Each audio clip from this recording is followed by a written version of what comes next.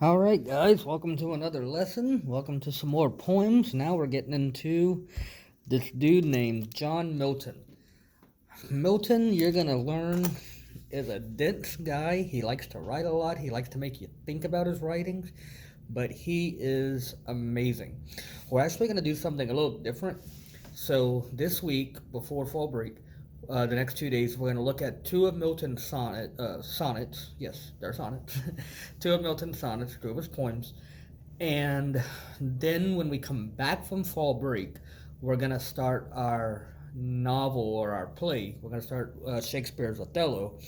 And then when we're done with Shakespeare, we're going to come back to John Milton, and it's a longer work that he did. It's an epic poem that he wrote.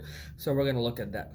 So I'm on page 490. If you have a textbook, if you don't have the worksheets, then you can annotate whatever works for you.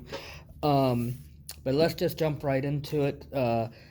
How Soon Hath Time is the title of this sonnet, or this poem, and it's also known as Sonnet 7. So if you hear me say Sonnet 7, don't get freaked out. I'm talking about How Soon Hath Time by John Milton. So a little, very brief background before we jump into this. Milton wrote this particular poem when he was about 23 years old, and he's feeling down about himself. So let's see if we can figure out why. All right. I'll go ahead and read it straight through, and then we'll break it up quatrain by quatrain. How soon hath time, the subtle thief of youth, stolen on his wing my 23 year. My hasting days fly on with full career, but my late spring no bud or blossom showeth. Perhaps my semblance might deceive the truth, that I to manhood am arrived so near, and inward ripeness doth much less appear, that some more timely happy spirits endureth. Yet, be it less or more, or soon or slow, it soon be stilled in strictest measure, even to the same lot, however mean or high, toward which time leads me, and the will of heaven. All is, if I have grace to use it so, as ever in my great taskmaster's eye. Now, I'm going to be perfectly honest with you. This is probably one of the rougher poems that we're going to read all year, but we're going to break it down. Okay. We are definitely going to look at it and take it line by line. So let's look at the first quatrain and then break it down. How soon hath time, the subtle thief of youth, stolen on his wing my 23 year. My hasting days fly on with full career, but my late spring no bud or blossom showeth. All right. So what in the heck is he trying to say? He is saying time is a thief. And what does time steal? It steals youth. Okay, now let's break down this first line. I really want to look at this one kind of word by word, line by line. How soon hath time, the subtle thief of youth? Why do you suppose he capitalized the word time? Well, he capitalizes the word time because he's personifying it. Okay, he's seeing time as a person. And what kind of person is time? Well, he's a thief. He's malicious. He's an active force that makes decisions and that has its own intentions. Time is a thief of youth. And time stole his youth, line 2, in his 23 year. So Milton is 23 years old here. And he's feeling a type of way. Okay? He is feeling like time has stolen his youth from him. He says in lines 3 and 4, my hasting days fly on with full career or full speed, but my late spring no bud or blossom showeth. What? Let's take a look at this. He says, my days have flown by with full speed. So he feels like his life has just flown by him. And line 4, but my late spring no bud or blossom showeth. So He doesn't have anything to show for his 23 years. He feels like his life has been wasted or his youth has been stolen from him. Lines 5 through 9, second quatrain. Perhaps my semblance might deceive the truth, that I to manhood am arrived so near, and inward ripeness doth much less appear, that some more timely happy spirits endureth. Well, there's a lot to break down here. So he's talking about um, external and internal. Okay, he says perhaps my semblance, my looks, the way that I look, perhaps the way that I look might deceive the truth, that I to manhood am arrived so near. Well, what he's saying there is he's saying I look young. Okay, so he looks young, and it's almost deceiving how young he looks. But he says, "Don't worry about how young I look. I'm becoming an old man. I'm 23 years old now." Okay, so he says, perhaps my semblance, my appearance, might deceive the truth, that I to manhood am arrived so near. Lines 8 and 9. Nope. Yeah, 8, 9. Nope. 7, 8, 9. Sorry. 7, 8, 9. And inward ripeness doth much less appear, that yet, I'm sorry, that some more timely happy spirits endureth. So, that inward ripeness he's talking about is inward happiness. And he's comparing himself to others, saying, I haven't done as much as they've done. I'm just not, I haven't accomplished anything. I'm 23 years old and I'm about to die. He's thinking. No, not really, but he really feels unaccomplished and it's really bothering him. Line 9. Yet be it less or more, or soon or slow, it shall be still in strictest measure, even to that same lot, however mean or high, toward which time leads me and the will of heaven. We're going to stop there because we have the turn. Remember, in a sonnet, you usually have a turn toward the end, usually quatrain 3, or in the couplet. But when you see words like yet, or but, or therefore, or however, that's the turn. So he's been feeling bad about himself. So let's see how he feels now. Let's see what his turn is. Yet be it less or more, or soon or slow, it shall be still in strictest measure to that same lot, however mean or high.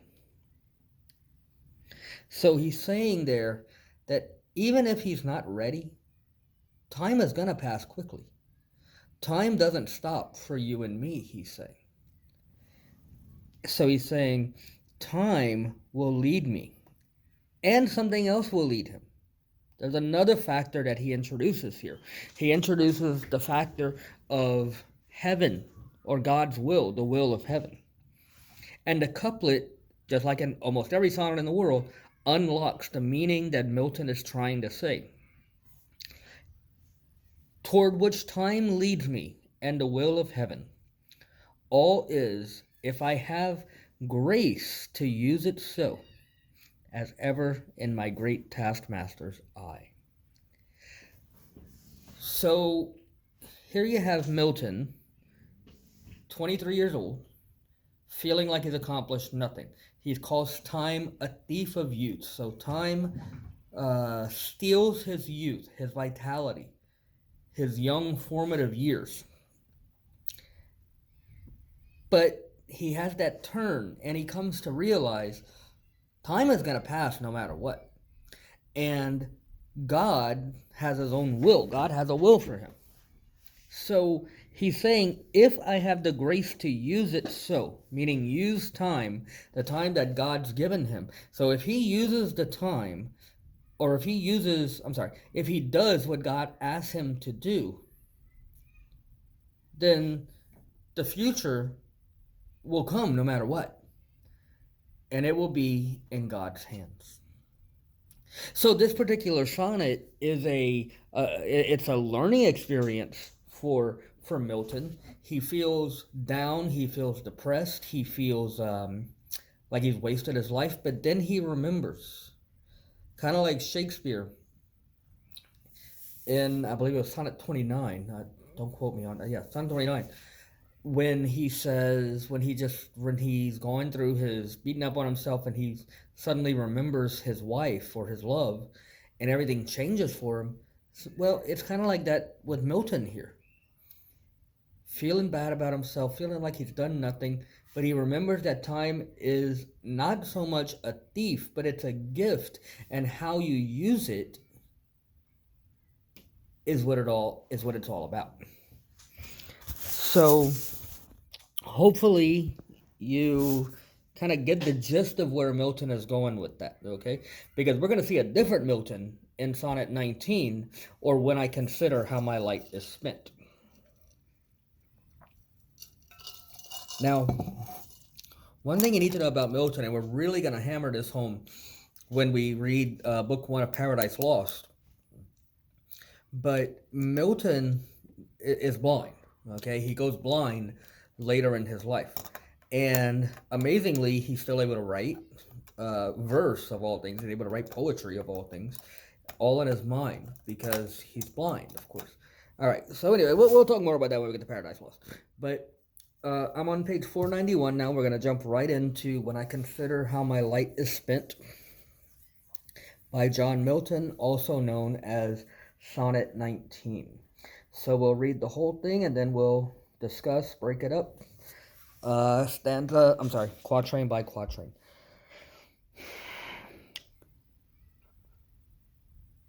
Sorry, had to yawn there. When I consider how my light is spent, John Milton. When I consider how my light is spent, ere half my days in this dark world and wide, and that one talent which is to hide, lodged with me useless, though my soul more bent, to serve there with my Maker, and present my true account, lest he returning chide. Doth God exact day labor, light denied? I fondly ask, but patient to prevent that murmur, soon replies, God doth not need either man's works or his own gifts. Who best bear his mild yoke, they serve him best. His state is kingly. Thousands at his bidding speed and post o'er land and ocean without rest. They also serve who only stand and wait. Quatrain 1. When I consider how my light is spent, ere half my days in this dark world and wide, and that one talent which is death to hide, lodged with me useless, though my soul more bent to serve there with my Maker. All right, so Milton starts to go blind before he reaches middle age. And when he's considering, he's thinking, so and of course the word spent, hopefully you know this, but the word, if something is spent, that means it's done, okay? Um, Bad example, but if you have a pack of gum and it's spent, it's done, you have no more. So Milton here is pondering or thinking about how his light, excuse me, about how his light is spent. So when I consider how my light is spent, how my light is gone, how I'm blind now, I have no light, ere half my days in this dark world and wide. So he thinks about his blindness, and then he thinks about something else in line 3. Line 3 he reads, or he says, when I think about that one talent, well, his talent is poetry. But it's interesting that he uses the word talent, because talent, of course, in the parable, God gives us talents. And of course, you remember in the parable, the people bury the talents. Well, is the taskmaster or God or the God figure in the story, is he happy that the men buried their talents? Of course not. God gives us our talents to use for his glory. But Milton has a talent. It's poetry. Problem is, he's blind. So he's struggling with this. He's wrestling with this in himself. He even says, and that one talent which is death to hide. See, Milton is a very religious man. Milton knows that God gave him the talent of writing, of poetry, and if he hides that, it's death to him. And he says that that talent is lodged with me useless. It's given to him, but it's useless. Even though my soul more bent to serve there with my Maker, and present my true account, lest he returning chide. Try if you chide someone, you're fussing them, right? You chide a small child for being disobedient. Okay, so what's he saying about God here? He's saying, yeah, he wants to serve God, but he's blind, and he wants to present his true account, and he wants to tell God, hey, I'm blind here, but he really wants to do it. Okay, but he's scared that God is gonna rebuke him.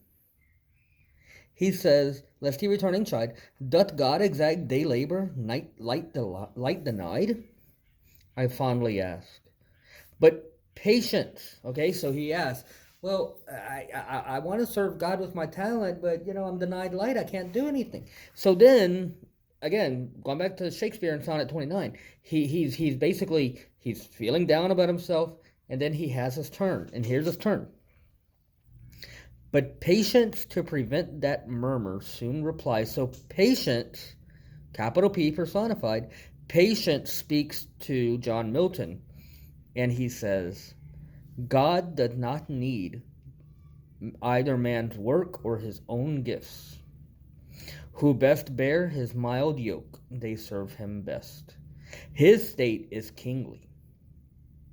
Wow. So Milton is reminded by patience that God doesn't need our work. God doesn't even need his own gifts. All God asks of us is bear his mild yoke.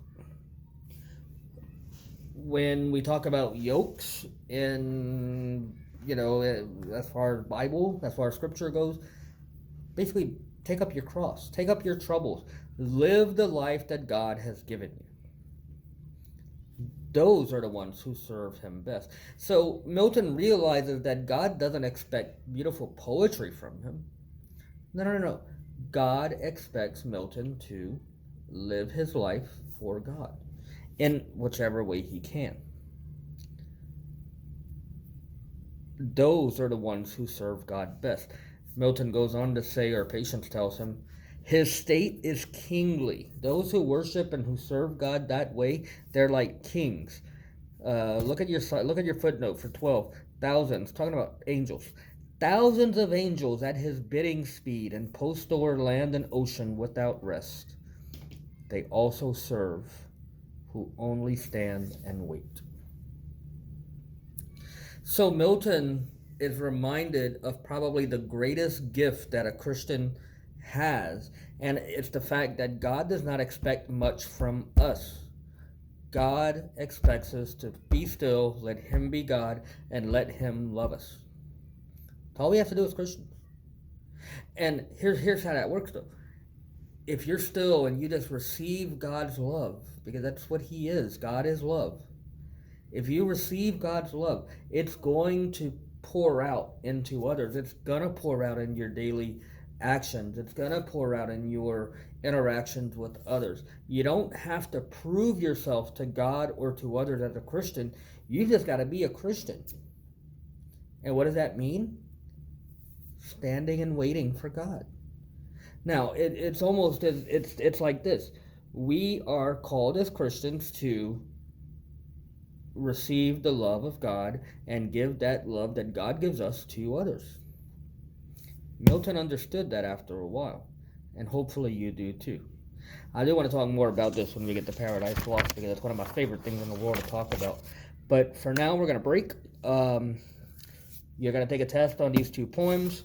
It'll be open book, open notes, and I will be back shortly, or who knows. Be safe. Love you all. Bye-bye.